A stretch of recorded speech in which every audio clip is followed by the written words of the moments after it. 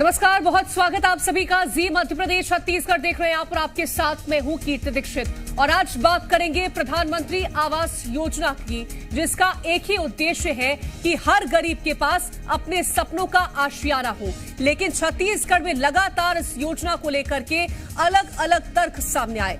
कभी लोगों को योजना का लाभ नहीं मिलने की खबरें सामने आई तो कभी केंद्र पर ठीकरा फोड़ा गया। लेकिन अब नई सरकार के सत्ता में आते ही सबसे पहले गरीबों की आवाज पर ही मोहर लगी है, जिससे यह साबित हो गया कि साइज सरकार में गरीबों के सपने अब साकार होने वाले हैं।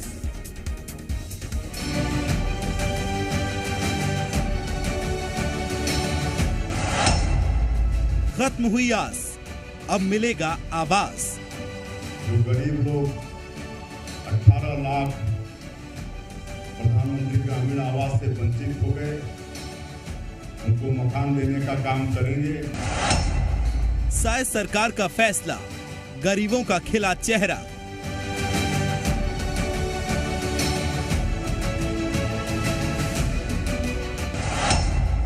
गरीबों का सपना, अब घर होगा अपना।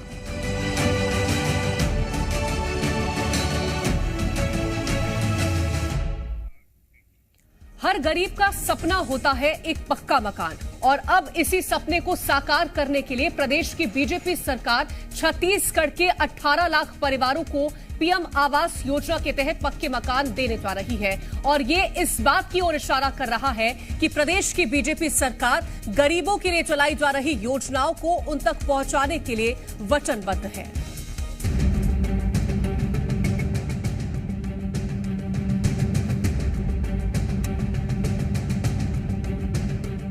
छत्तीसगढ़ में विष्णुदेव साय के नेतृत्व वाली बीजेपी सरकार ने सबसे पहले गरीबों के हित में फैसला लेते हुए ये साबित कर दिया कि वो आने वाले 5 सालों में छत्तीसगढ़ को एक नई दिशा में आगे बढ़ाने के लिए प्रतिबद्ध है।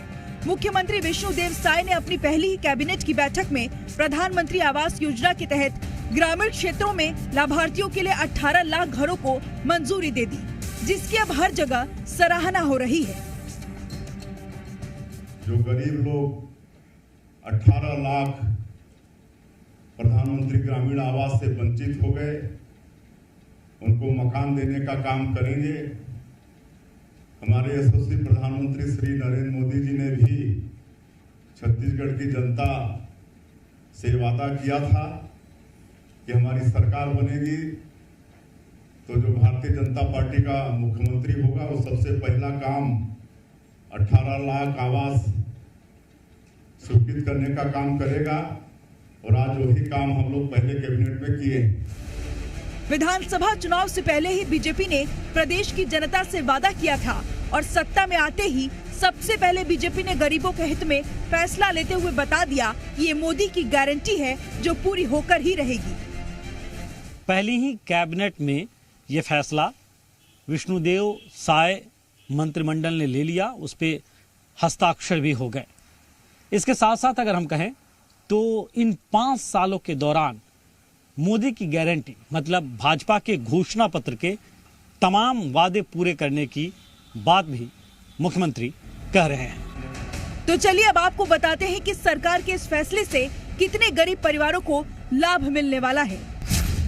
18,12,743 गरीब परिवार शामिल, 11,76,146 परिवार बजट आवंटन में शामिल, 9,35,345 आवास बनकर तैयार हुए, 2,40,797 आवास निर्माणाधीन हैं। अल्पसंख्यक और दिव्यांगजनों को भी आवास। हर गरीब का सपना होता है एक पक्का मकान। गरीब के इसी सपने को साकार करने के लिए प्रधानमंत्री नरेंद्र मोदी ने पीएम आवास योजना की नींव साल 2015 में रखी। अब छत्तीसगढ़ के 18 लाख परिवारों को साइज सरकार जल्द ही पीएम आवास योजना का मकान देने जा रही है। और ये इस बात की ओर इशारा है कि प्रदेश की बीजेपी सरकार गरीबों के लिए चलाई जा रही योजनाओं को उन तक पहुंचाने के लिए संकल्पित है। ब्यूरो रिपोर्ट, जी मीडिया। और चर्चा करने के लिए 3 खास मेहमान हमारे साथ जुड़ गए हैं। शशांक शर्मा जी हैं, वरिष्ठ पत्रकार, बहुत स्वागत है शशांक जी आपका। श्रीचंद सुंदरानी जी हैं, बीजेपी के प्रवक्ता हैं, आपका भी बहुत स्वागत है श्रीचंद सुंदरानी जी। नितिन भंसाली जी हैं, कांग्रेस के प्रवक्ता हैं, आपका भी बहुत स्वागत है नितिन जी। श्रीचंद सुंदरानी जी, सबसे पहला सवाल आपसे है मेरा। कैबिनेट की पहली बैठक होती है और इस बैठक में सबसे पहले यह स्वीकृत किया जाता है कि 18 लाख के आसपास के जो मकान है प्रधानमंत्री आवास योजना के अंतर्गत जो गरीबों को मिलने चाहिए उस पर स्वीकृति हो जाती है। लेकिन बीते 5 सालों में आप क्या वजह मानते हैं कि ये जो आवास थे वो गरीबों को नहीं आवंटित हो पाए? देखिए श्रुति जी, भारतीय जनता पार्टी ने चुनाव पूर्व ही जो अपना घोषणा पत्र जारी किया था उसमें यह संकल्प को दोहराया था प्रधानमंत्री जी की गारंटी के रूप में कि पहले ही कैबिनेट में 18 लाख मकान स्वीकृत किए जाएंगे जिनके पास स्वयं का छत नहीं है, जिनके पास स्वयं का मकान नहीं है, ऐसे 18 लाख परिवारों को पहले ही कैबिनेट में मकान दिया जाएगा। निश्चित रूप से एक गरीब हो या अमीर हो, स्वयं का मकान एक सपना होता है और इस सपने को साकार करने में मोदी जी की गारंटी बड़ी सहायक सिद्ध हो रही है। रहा सवाल श्रुति जी 5 साल की बात अगर हम करें तो भूपेश बघेल जी की सरकार ने गरीबों का हक छीनने का काम किया। मकान जो गरीबों को मिलने चाहिए थे, 11 लाख मकानों का पैसा प्रधानमंत्री जी ने केंद्र का पैसा भेजा, लेकिन राजस्व नहीं जमा करने के कारण वो पैसा दिल्ली वापस लौट गया। भूपेश बघेल जी इसमें विफल रहे गरीबों को मकान देने में। तो कहीं ना कहीं भारतीय जनता पार्टी को यह दर्द था, भारतीय जनता पार्टी के नेताओं को, माननीय प्रधानमंत्री नरेंद्र मोदी जी को और समस्त नेताओं को, शीर्ष नेतृत्व को, कि गरीबों का हक मारा है 5 साल में भूपेश बघेल जी की सरकार ने। अगर हमें पहला काम कोई करना चाहिए तो कैबिनेट की पहली बैठक में ही प्रधानमंत्री आवास योजना जो 18 लाख मकान स्वीकृत करने, ये बात हमने पहले ही कह दी थी। और माननीय मुख्यमंत्री जी ने शपथ ग्रहण करने के बाद अगर पहले दिन अगर कोई कैबिनेट की बैठक में पहला कोई निर्णय लिया, बड़ा निर्णय लिया, तो 18 लाख मकानों की स्वीकृति देकर किया, जिसके लिए अनुपूरक बजट में प्रावधान भी राशि का रखा गया। कल संभवतः वो उस पर चर्चा होगी, विधानसभा में पास होगा, लेकिन वो रास्ता सारा क्लियर हो गया। अब प्रधानमंत्री आवास योजना के तहत उन लोगों को जिनके पास स्वयं का छत नहीं है उन्हें अपना मकान मिलेगा। यह एक बड़ा साली जिस पर आपका रिएक्शन में लेना चाहूंगी। जिस तरह से अभी श्रीचंद सुंदरानी जी ने कहा कि 5 साल आपने सिर्फ यही आरोप लगाया कि केंद्र की तरफ से पैसा नहीं भेजा गया, जबकि हम राज्यांश लेकर के तैयार थे। अभी जिस तरह से श्रीचंद सुंदरानी जी ने कहा कि 11 लाख आवासों का पैसा भेजा गया और आपकी तरफ से कोई भी पैसा उसमें नहीं लगाया गया, राज्य की तरफ से, उसी वजह से वो जो पैसा है वो वापस चला गया। इस पर आप क्या कहेंगे? क्यों 5 सालों में गरीबों को मकान नहीं मिल पाया? देखिए, हमने हमारा पैसा जो था राज्यांश का वो दिया था, केंद्रांश नहीं मिला था। इस बात का मैं सबसे पहले खंडन करूंगा कि हमेशा जैसे ही कांग्रेस की सरकार बनी तो भारतीय जनता पार्टी की केंद्र की सरकार, मोदी सरकार द्वारा हमेशा छत्तीसगढ़ के साथ सौतेला व्यवहार किया जाता रहा। चाहे वो धान खरीदी के विषय में हो, चाहे खाद के विषय में हो, कि चाहे वो गरीबों के मकान देने की राशि के विषय में हो, कि चाहे वो जीएसटी क्षतिपूर्ति की या कोयला रॉयल्टी के जो पैसे हमको केंद्र सरकार से लेने होते थे वो हमें समय पे नहीं मिले, या अभी तक के सरकार जाते तक के वो पैसे रुके हुए थे। इसलिए ये बात की मैं बिल्कुल कड़े शब्दों में निंदा करूंगा।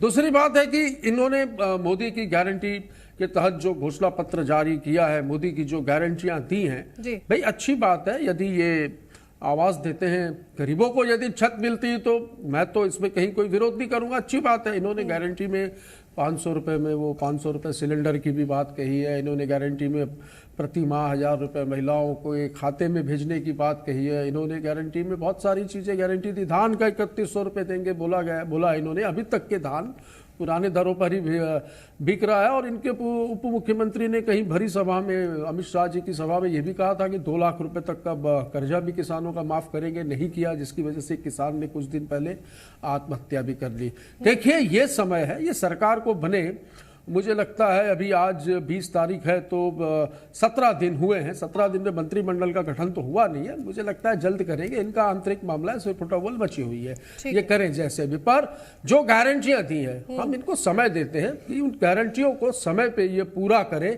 कहीं पे जनहित में या गरीबों को मिलने वाली कोई योजना होगी तो बिल्कुल इसमें एक विपक्ष के रूप में जहां अच्छा काम होगा वो अच्छा बोलेंगे, और जहां पर कामों में हमें कोई कमी आएगी दिखेगी उस पर हम बिल्कुल विधानसभा में सड़क से। बीजेपी ने पूरे चुनावों के दौरान जब वो लोगों के बीच गए, उन्होंने कहा कि प्रधानमंत्री आवास जो आपको नहीं मिल पाया वो हम आपको दिलाएंगे, और इसका फायदा हमने देखा कि बीजेपी को मिला।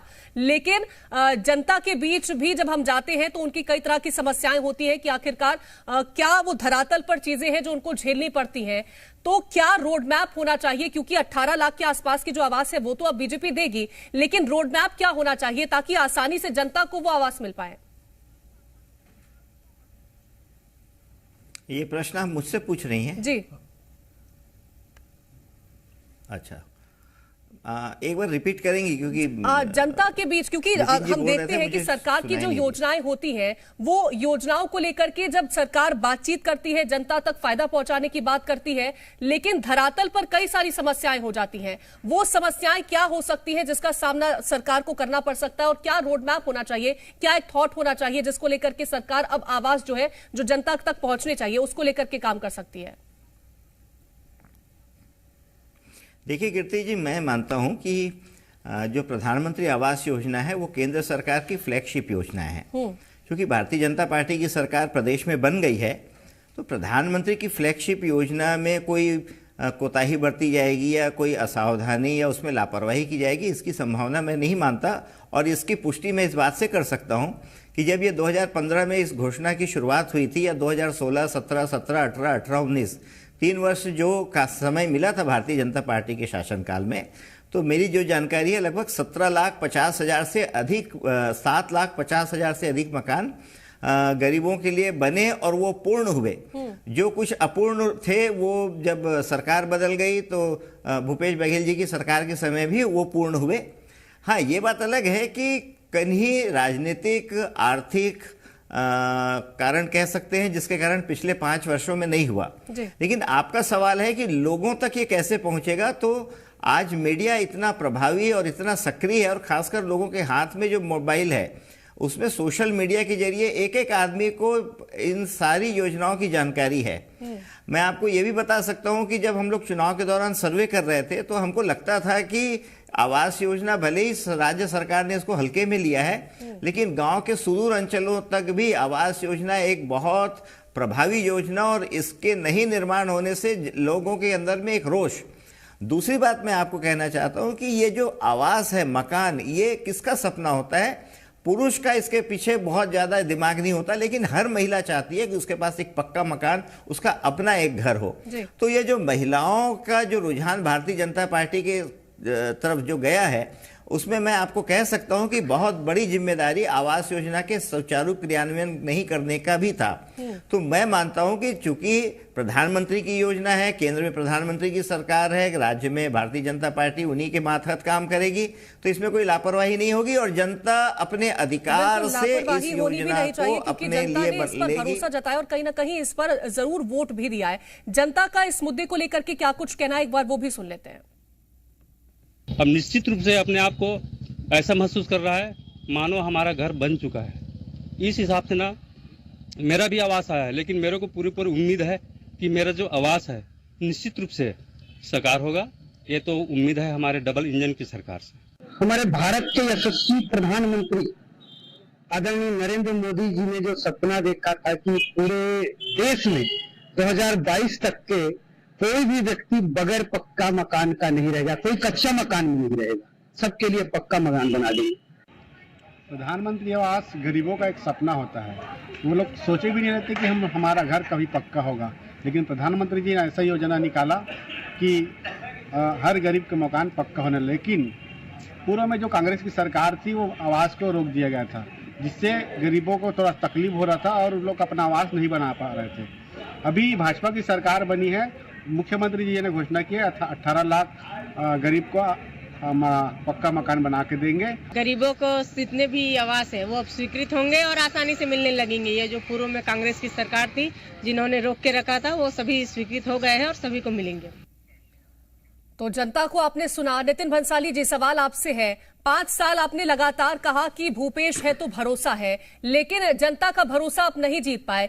क्या अभी जनता जिस तरह से कह रही थी कि आवास का हम इंतजार कर रहे थे, आवास हमें नहीं मिल पाया, ये एक वजह रही थी कि जनता आप पर भरोसा नहीं जता पाई इस बार? आवास के लिए अलग से राशि की व्यवस्था भी की गई थी, और ऐसा नहीं है कि भूपेश बघेल जी की सरकार ने आवास नहीं दी, आवास दिए। अभी ये जो आवास देने वाले, इसमें से बहुत सारे आवास जो हैं, लगभग मुझे ऐसा लगता है 5 से 5.5 लाख आवास जो है वो लगभग निर्माणाधीन है, आधे से ज्यादा कंप्लीट हो चुके हैं, जिनको ये कंप्लीट करके हैंड ओवर करेंगे। तो ठीक है, कहीं पे कोई चूक हुई होगी, कहीं पे हो सकता है कि इनकी जो जिस प्रकार केंद्र में मोदी की गारंटियों पे जनता ने झांसे में आकर वोट दिया, तो हो सकता है प्रदेश में भी दे दिया हो, जैसा कि अच्छे दिन आएंगे, काला धन लाएंगे और 100 दिन में महंगाई कम करेंगे, सब कुछ किया। पर आज स्थिति और परिस्थिति क्या है कीर्ति जी, मुझे बताने की आवश्यकता नहीं है। मैं फिर से कह रहा हूं कि सरकार बने 17 दिन हुआ है, मुख्यमंत्री की शपथ को 12 या 13 दिन हुए हैं, कैबिनेट बनना बाकी है। ये अभी सिर्फ आवास हम देंगे, बनाएंगे, हमने गारंटी दी है, ये किस तरीके से देते हैं, किस तरीके से बनाते हैं, अभी ये सब देखना होगा। और एक सशक्त विपक्ष की भूमिका जनता ने जनादेश भाजपा को दिया है शासन करने का, और हमें विपक्ष में बैठने का जनादेश दिया है। तो हम इनकी एक एक गारंटियों पर नजर रखेंगे। जहां पर इन्होंने जिन वादों को बताकर जनता से वोट लिया है, वो वादे वो पूरे करते हैं या नहीं, और करते हैं तो कैसे करते हैं, और टाइमली भी होने चाहिए। सुंदरानी जी, नितिन जी कह रहे हैं कि आपने सिर्फ झांसा दिया है और जनता झांसे में फंस गई है। लेकिन आगे मेरा सवाल ये रहने वाला है कि 18 लाख के आसपास तो आवाज देने की आपने बात कही है, लेकिन आगे की क्या प्लानिंग रहेगी, आगे क्या रोड मैप लेकर के चल रहे हैं कि जनता को और कितना फायदा पहुंचाएंगे? क्योंकि इसका तो आपने घोषणा कर दी थी, आगे का क्या तैयारी, आगे का क्या रोड मैप है? देखिए श्रुति जी, जो हमने कहा वो करके दिखाया। 18 लाख मकानों को स्वीकृत किया। आगे की अगर बात करें, हम 2 साल के बोनस की बात, हम अटल जी के जयंती के अवसर पर 2 साल का बोनस 25 तारीख को सुशासन दिवस के रूप में मनाते हैं, उस दिन हम देने जा रहे हैं। वो बोनस देने जा रहे हैं जो 16-17 का डॉक्टर रमन सिंह जी की सरकार का बकाया था। तो हम अपने कर्तव्यों से पीछे नहीं हटते। सरकार बनाने का हमको अवसर दिया है जनता ने। हम 3100 रुपये में धान भी खरीदेंगे, 500 रुपये में सिलेंडर भी देंगे। मातारी योजना के तहत प्रत्येक विवाहित महिला को 1000 रुपये भी देंगे। लेकिन कांग्रेस को बहुत हड़बड़ाने की जरूरत नहीं है, कांग्रेस को विचलित होने की जरूरत नहीं है। भारतीय जनता पार्टी के जो वादे हैं वो मोदी जी की गारंटी के वादे हैं, कोई छोटे मोटे नेताओं की गारंटी की बात नहीं है। इन्होंने 36 वादे किए थे 5 साल पहले, जिनके कारण भ्रमित होकर जनता इनको वोट दी थी, लेकिन 5 साल में 6 वादे पूरे नहीं कर पाए। इस कारण से जनता का विश्वास इन्होंने खो दिया, जनता ने बुरी तरह पराजित कर दिया और सत्ता से बेदखल कर दिया। अब कांग्रेस पार्टी, हमारी सरकार गठित नहीं हुई, अभी माननीय मुख्यमंत्री जी को शपथ ग्रहण किए 10-12 दिन हुए, हमारा मंत्रिमंडल का गठन नहीं हुआ है, जबकि हमने काम प्रारंभ कर दिया। बड़े 12,500 करोड़ के आसपास का अनुपूरक बजट कल विधानसभा में आने जा रहा है। हम जनता के हितों की बात कर रहे हैं और इन लोग अभी से आक्षेप लगाने की बात, आरोप लगाने की बात कर रहे हैं। इनको थोड़ा धैर्य रखना चाहिए। हमने तो इनकी सरकार जब बनी थी तो 3.5 साल 4 साल तक हम इनकी सरकार की कभी आलोचना भी नहीं किए थे, हम अवसर दे रहे थे। इन्होंने लेकिन 36 वादे में 6 वादे पूरे नहीं किए, जो जनता ने इनको अस्वीकार करने का कारण बना, जनता ने इनको सत्ता से बेदखल करने का कारण बना। अब थोड़े दिन धैर्य से बैठ जाएं, विपक्ष की भूमिका में है। सिर्फ 13 दिन के भीतर अगर आप कह दें स्वस्थ विपक्ष की भूमिका निभाएं। ये आलोचनात्मक जो काम है कि हर चीज में आलोचना करना, इसीलिए तो अस्वीकार हो जाते हैं लोग।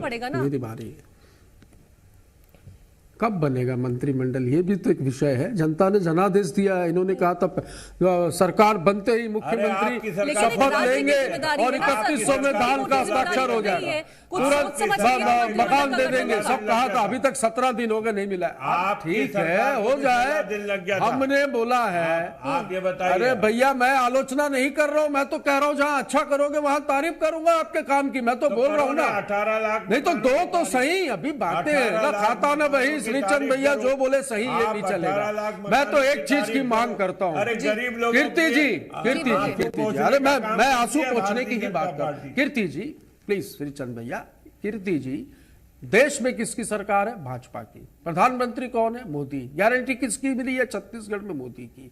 इलेक्शन था विधानसभा का, इसलिए मोदी की गारंटी दी गई, क्योंकि छत्तीसगढ़ में दूसरे किसी नेता की गारंटी नहीं थी। ठीक है, आप छत्तीसगढ़ में 500 रुपए में सिलेंडर दे रहे हैं, आप पूरे देश में क्यों नहीं दे रहे हैं? पूरे देश में दीजिए, पूरे देश में महंगाई है।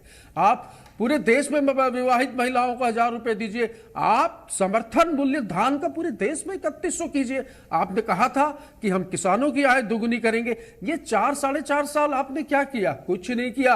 लागत 4 गुनी हो गई। तो ये सिर्फ क्या छत्तीसगढ़ के लिए? मैं करबद्ध प्रार्थना करता हूं मोदी जी से, जो लोग मुझे टीवी में देख रहे हैं, श्रीचंद सुंदरानी जी से भी ये मांग करता हूं कि वो अपने हाईकमान तक ये बात पहुंचाए कि योजनाओं का लाभ पूरे देश को मिले। पूरा देश महंगाई से त्रस्त है आज। एक सवाल मेरा और आपसे है श्रीचंद सुंदरानी, मैं जैसा कि कह रहा हूं कि ये एक समय है, अभी इनकी सरकार बनी है, ये हनीमून पीरियड भी कहा जाता है। इन्होंने भी हमें कहा था, हम भी कह रहे हैं, ये हनीमून पीरियड है इनका। अभी ये जो कुछ दिन तो हम भी देखेंगे कि ये अपने वादों में कितने खरे उतरते हैं। और बाकी तो मैंने कहा कि एक सशक्त विपक्ष के रूप में हम बिल्कुल खड़े हैं, जहां पर चूक होगी वहां बिल्कुल नहीं बख्शेंगे। अक्सर जनता को हमने ये कहते सुना है कि हम जो पैसा आवंटित किया गया था वो हमारे पास पहुंचा नहीं है। सरकार भी ये कहती है कि जो जनता को पैसा मिलना चाहिए था हमारी तरफ से वो दे दिया गया है। लेकिन बीच में हमने देखा कई बार जो योजनाएं हैं उनमें पलीता लग जाता है। जो पैसा आप भेजना चाहते हैं, जो योजनाओं का फायदा पहुंचाना चाहते हैं, वो जनता को नहीं मिल पाता है। बीच में कहीं ना कहीं भ्रष्टाचार या गड़बड़ी हो जाती है। ऐसी स्थिति ना उत्पन्न हो, इसको लेकर के क्या कदम उठाने वाले हैं? देखिए, अगर हम केंद्र की बात करते हैं या प्रधानमंत्री जी के 9 साल की सरकार की बात करते हैं, तो सीधा सीधा जनता को लाभ देने का काम प्रधानमंत्री जी ने किया। 9 करोड़ लोगों को उज्ज्वला के गैस कनेक्शन मिले, 18 करोड़ लोगों को मुद्रा बैंक के माध्यम से 50,000 से लेकर 10 लाख रुपए तक बिना गारंटी के ऋण मिला, जिसमें रोजगार के अवसर उत्पन्न किए गए। कांग्रेस की 55 साल की सरकार थी, धान का समर्थन मूल्य 1200 और 1250 तक पहुंचा था। ये बार बार प्रधानमंत्री जी की बात उठाते हैं, किसानों की आय देवड़ी और दुगनी करने की बात करते हैं। अगर 9 साल की हम बात करें तो 1200 का धान का समर्थन मूल्य 2200 पे पहुंचा। तो कहीं ना कहीं हमारे आदरणीय नरेंद्र मोदी जी की सरकार ने जो किसानों के साथ वादा किया था वो पूरा किया। बेरोजगारों के साथ जो वादा किया था वो मुद्रा बैंक के माध्यम से 18 करोड़ नौजवानों को रोजगार देकर, एक नौजवान अगर कोई अपना उद्योग, छोटा मोटा उद्योग लगाता है तो 4 लोगों को रोजगार देने वाला बनता है। ये भारतीय जनता पार्टी का संकल्प था कि हम रोजगार के अवसर बढ़ाएंगे, हम रोजगार देंगे और एक नौजवान ऐसा तैयार करेंगे जो 4 नौजवानों को रोजगार देगा। इसीलिए मुद्रा बैंक की योजना हमने चालू किया। 18 करोड़ नौजवानों को रोजगार देने का काम हमारी सरकार ने किया है। 2 करोड़ की बात करते हैं, हमने बरोबर 9 साल में 18 करोड़ लोगों को रोजगार दिया, नौजवानों को रोजगार दिया। हमने उज्ज्वला एक आखिरी सवाल मेरा आपसे है, क्योंकि लगातार हम प्रधानमंत्री आवास योजना को लेकर बात करते हैं तो केंद्र की तस्वीर निकल के सामने आती है और 24 में लोकसभा का चुनाव है। ये जो वादे पूरे होंगे, ये 24 के लिहाज से कितने महत्वपूर्ण होंगे? देखिए, बहुत महत्वपूर्ण होंगे। दूसरी बात, ये कोई नई योजना नहीं है। एक योजना जो 2016 से चल रही थी वो बीच में किसी कारण से सुस्त पड़ गई या बंद हो गई, एक तरह से कह सकते हैं। 2021-22, 22-23 ये 2 साल तो शून्य आवंटन हुआ केंद्र से आवास का, क्योंकि मैचिंग ग्रांट जो राज्य सरकार की ओर से जारी होना था वो नहीं हो पाया। इस बार बजट में जरूर राशि का प्रावधान है और मकान बन भी रहे हैं, जैसे नितिन भंसाली जी ने कहा। तो मुझे लगता है कि ये जो मोदी की गारंटी है या आवास योजना है, ये चुनाव से ज़्यादा लोगों के कल्याण की बात है। और मोदी जी के जो योजनाएं हैं उनका निश्चित तौर पर अगर सही क्रियान्वयन होगा तो उसका लाभ भी मिलेगा। और केवल मोदी जी की सरकार की योजनाओं का नहीं, राज्य में जो घोषणा पत्र जारी हुआ था उसके तहत जो वादे किए गए थे, जिसमें 2 बोनस 25 तारीख को देने की बात है या महतारी वंदन योजना की बात है, इस तरह की भी चीज़ें जो है राज्य सरकार और केंद्र सरकार, क्योंकि मतदाता तो राज्य का होता है, देश का मतदाता राज्य के मतदाता से ही बनते हैं, तो वो जब आपको वोट देंगे लोकसभा के लिए तो राज्य सरकार की भी कार्यप्रणाली और उसकी कुशलता उसके आधार पर बिल्कुल कई सारी चीजों को ध्यान में रखकर ही लोग अपना मत देते हैं। और जिस तरह से 18 लाख आवास का जो स्वीकृति अब दी गई है वो पूरे होते हैं, इसकी उम्मीद भी जनता लगा करके बैठी हुई है। बहुत शुक्रिया फिलहाल आप तीनों का इस चर्चा में हमारे साथ जुड़ने के लिए।